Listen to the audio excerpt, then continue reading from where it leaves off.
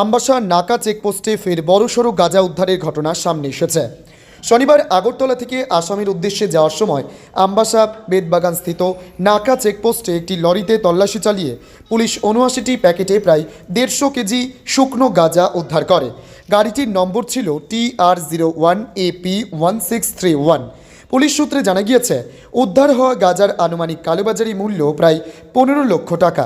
তবে তল্লাশির সময় পুলিশের চোখে ধুলো দিয়ে গাড়ির চালক ঘটনাস্থল থেকে পালিয়ে যেতে সক্ষম হয়। এর ফলে অভিযানে তাৎক্ষণিকভাবে কাউকে আটক করা সম্ভব হয়নি। ঘটনার পর আমবাসা থানার পুলিশ এনডিপিএস আইনে একটি মামলা রুজু করে তদন্ত শুরু করেছে। পাচার চক্রের সঙ্গে যুক্ত মূল অভিযুক্ত ও সহযোগীদের শনাক্ত করতে বিভিন্ন দিক খতিয়ে দেখা হচ্ছে। পুলিশ মনে করছে এই ঘটনার সঙ্গে একটি সংঘবদ্ধ মাদক পাচার চক্র জড়িত থাকতে পারে। উল্লেখ্য, সাম্প্রতিক সময়ে আমবাসা নাকা চেকপোস্টে একাধিকবার মাদক উদ্ধারের ঘটনায় এলাকায় চাঞ্চল্য ছড়িয়েছে। পুলিশ মাদক বিরোধী অভিযান আরও জোরদার করার আশ্বাস দিয়েছে। Bureau report, news 24 zone.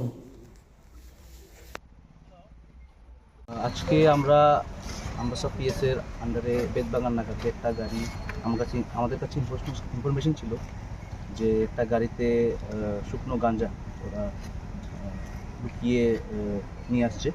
Accordingly আমাদের নাকা পার্টি গাড়িটাকে ডিটেন করে, বাট আনফর্চুনেটলি ডিটেন করার পর ড্রাইভারটা স্পট থেকে ভেগে যায়।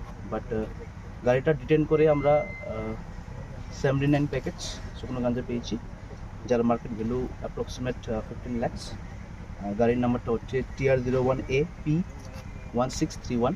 গাড়িটা আসছিল আগরতলা থেকে, এটা যাচ্ছিল চোরাইবাড়ি। আচ্ছা, ড্রাইভারের কোনো নাম, কোনো অ্যাড্রেস কোনো পাওয়া গেছে? এখনও আমরা ড্রাইভারের নাম অ্যাড্রেসটা পাওয়া যায়নি, তবু আমরা তদন্ত চলবে খালি ইনভেস্টিগেশন খালি যে যদি কারোর নাম তো বেরোবে, তো ওনাকে অ্যাকর্ডিংলি আমরা এনডিপিএস সেকশনে আমরা কারবাই করব।